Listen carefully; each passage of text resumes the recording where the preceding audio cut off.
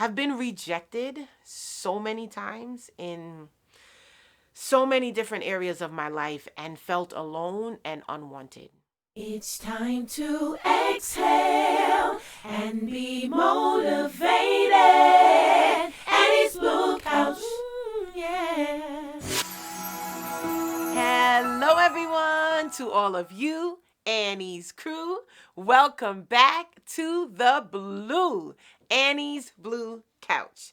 Thank you so much for taking the time to sit down with me today. Now, before we get into today's conversation, I want to remind you to please like, subscribe, turn on the notification bell, and as always, please do me a huge favor and share this video with at least 2 of your friends.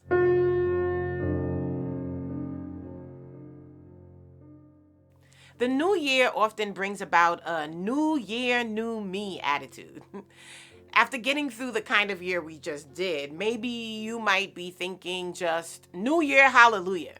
Forget brand new me. I'm just glad I made it. But all jokes aside, the new year definitely brings about a desire for positive change. Maybe you're looking for a new job or your passion shifted during the events of last year. And now you want to change what you're studying in school or change what you're pursuing in life in general. Hopefully you had some aha moments and you're determined not to end this year the same way you did last year, be it financially, emotionally, psychologically, and certainly spiritually. I've been talking to people in various age groups and even eavesdropping, so to speak, on some conversations with others. And I've come to understand that as a result of last year's impacts, there are many people who feel lonely. A very shallow, surface level kind of definition for loneliness is the state of being alone and feeling sad about it. And I think we all have had that feeling at one point or another in our lives. Different things can ignite that feeling. Maybe a spouse or a child goes away for some time, or maybe a close friend moves to another state, or maybe a long-term relationship goes south and you find yourself literally alone. There are times, though, that you are surrounded by others who you know love you and you know want you to be happy, but you still feel lonely, which I think lends itself to a much deeper definition of the term lonely, which is a perceived state of being alone or a perceived state of isolation. For today's conversation, I want to encourage you to know that you are not alone. You're not crazy. And I want to give you some tips to overcome loneliness, no matter what level of loneliness you may be feeling. It could be a brand new feeling for you induced by the pandemic, or something you have been dealing with for years. Either way, you do not have to go another year dragging this heavy weight of loneliness. My first tip is accept that you need people. I want you to release the notion that needing to feel connected somehow makes you inferior or weak or immature or anything negative. Now, if you attempt to make a connection with someone who ridicules you and calls you needy, well, that's not the connection for you. But people need people. And there is absolutely nothing wrong with knowing that you need to be connected to others. So don't accept any negative labels about your desire for connection. Accept the fact that people need people. My second tip is to evaluate your friendships. I'm intentionally not saying reevaluate because you may not have ever done this before. Now, I'm not saying to put pressure on your current relationships or to put pressure on the people currently in your life. You cannot make someone love you.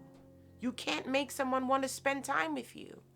But I am saying take a step back and be honest with yourself about your current relationships. Maybe you need to adjust your expectations for what a particular relationship is. Different relationships serve different purposes, and some relationships are seasonal. whether we like it or not. When that particular season is over, maybe after working on a project together at work or school, the relationship is over too. And that's okay. The relationship being over is not an indication that something is wrong with you. It is only an indication that the season has changed. You have to spend some time evaluating your current relationships because you know where you feel the lack. Maybe you have coworkers, but you want friends. Maybe you have friendships, but you want intimacy. And when I say intimacy, I'm not talking about sexual activity. I'm talking about that connection that goes beyond the physical and enters into a deeper realm of souls being connected. Whatever the lack you feel, you have to spend some time evaluating your current relationships. I think this is a fitting moment in our conversation to plug my topic for next Sunday, which is low self-esteem. Maybe you are allowing yourself to be mishandled in a current relationship and you're afraid to talk about it. Because you've told yourself you can't talk about it, you've now self-isolated. And you're trying to handle that self-isolation or loneliness when really the root issue is a lack of self-esteem. Loneliness isn't necessarily the root of your issue. It may be a symptom of something deeper going on. Make sure to come back next Sunday for our conversation on self-esteem. Okay, so back to the tips. What if you have no relationships, or at least feel like you don't? Hence the feeling of loneliness. Well, my third tip to you is evaluate your relationship with you. I know this may seem weird, but we all have a perception of our own selves, and that perception plays a huge part in how we connect with others. It is critical in the process of overcoming loneliness that you check yourself. You'll have to ask yourself some difficult questions here. There's a verse in Proverbs that says, "A man that has friends must show himself friendly." This is pretty plain and lets us know in order to have friends, you need to be friendly. So one question you may have to ask yourself is, am I friendly? Now, for me, I don't want to be friends with lions, tigers, Lions and tigers and bears. Oh my. my. So if you roar and are beastly, you may not be a good candidate for friendship. I know, I play too much sometimes. But seriously, be nice and people will be automatically drawn to you. I recently read that lonely individuals have a sort of negativity bias in evaluating social interactions. Let me paint a picture for you to kind of explain that a little bit more. If you've ever driven on any parkway in America, you know there are two reasons for sudden slowdowns. One is the obvious, an accident. But another is a cop car on the side of the highway with a radar gun. We all hit our brakes when we see that, even if we're doing the speed limit. The fear of being detected by that radar makes us slow down. When you are lonely, you'll find yourself on the side of life with a radar gun for negativity. You stay ready to issue tickets to people, and people see you and slow down. Ask yourself, are you looking for negativity? Are you expecting relationships to fail so you never give it a fair shot? Have you deemed people around you unfriendly when in reality they're just trying to avoid a ticket? I know relationships in the past may not have had the best outcome for you, but give a new relationship a chance.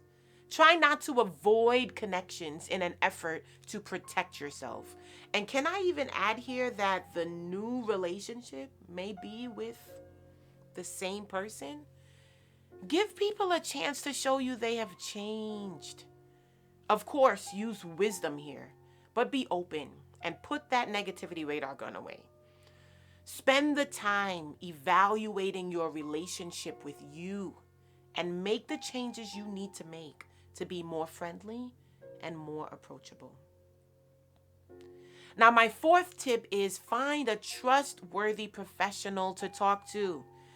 I tend to lean towards a professional here only because I really believe that you have to invest in yourself. I know there's sometimes so much negative stigma attached to seeing a professional to talk to, but when it comes to health, and this is mental, physical, emotional, spiritual, all of this health, when it comes to this, you need to spend the time and money even on getting appropriate help. Now, that isn't to say you cannot benefit from free help, like talking to a pastor, a youth leader, a parent, a grandparent, a guidance counselor.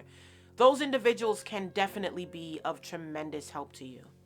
Talking to a professional or any of the options I mentioned can help lead you to joining a care group or a club or just give you the necessary tools to build healthy relationships and afford you the opportunity to make relationships. So please find someone to talk to. You can DM me on Instagram or Facebook if you need me to give you some names and organizations I know that can be of tremendous help for you. Now, my fifth and final tip is to pray about it. Prayer is simply talking to God. I know if you never ever talked to God before, it might feel weird or seem weird. And I would even go as far to say that if you are watching this video and got to this point and you're like, no, not talking to him, I don't even believe he exists. Can I triple dog dare you to give God a shot and talk to him? Maybe you did before and you've given up on that. Would you try it one more time? I've prayed for you. Yes, you. Before I even started this video, and I've already asked God to show up for you if you would dare to give him a chance. If you already believe God exists, well, you already know he wants to be that friend that sticks closer than a brother, and he doesn't want you to feel alone. We may not be able to see him with our natural eyes or touch him with our hands, but you know he's there. And he wants you to know and believe his promise that he will never leave us or forsake us. Prayer is a powerful tool. And when you're dealing with the weight of loneliness, you don't want to leave that tool untouched. Prayer is a game changer. So let's recap these 5 tips to overcoming loneliness. Number 1, accept that you need people. Number 2, evaluate your relationships. Number 3, evaluate your relationship with you. Number 4, find a trustworthy professional to talk to. And last but certainly not least, number 5, pray about it. Now, I want to highlight that life operates in cycles. I don't want to mislead you into thinking that you'll be rid of loneliness forever and live a lonely-free life because you follow these tips. The feeling of loneliness will come from time to time. Everyone gets lonely. I have had my fair share of loneliness. I remember feeling completely alone when I had my oldest daughter. I went into detail with that in my forgiveness video last year. I'll leave a link in the description box below if you want to check it out, and I'll place a link right here as well.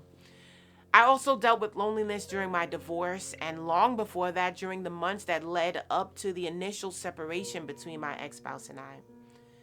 I've been rejected so many times in so many different areas of my life and felt alone and unwanted. Even most recently, just a few months ago, I made a huge decision in my life that even after much prayer and counsel, I still had to work to shake off loneliness because I stepped into a new aspect of ministry that was outside my usual comfort zone, and I felt alone. And if I'm honest, I still do at times. But I have taken these steps in my life and proven that they work. And I just want to encourage you to give it a try. Loneliness is a heavy weight that you do not have to carry. And like so many things in life, it can feel like you don't have a choice in the matter, but I assure you, you do. You can choose today to take it one step at a time and begin to take control over this area in your life. I was reading in psychology today that several negative outcomes have been linked to loneliness: depressive symptoms, mental illness, heart disease, type 2 diabetes, arthritis, Alzheimer's disease, an increased production of stress hormones, lack of sleep, a weakened immunity, and the list goes on and on. Now, I don't know about you, but if loneliness can lead to all that, I don't want any parts of it. And I want you to be free from loneliness too. The road will not be easy, but with determination, the right support, and with the help of God, you are going to win. And this year, you have got to make up in your mind that you will not let loneliness defeat you.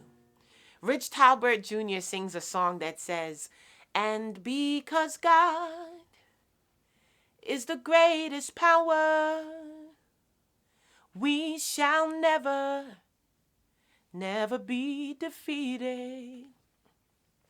And because God is the greatest power, you shall never, never be defeated."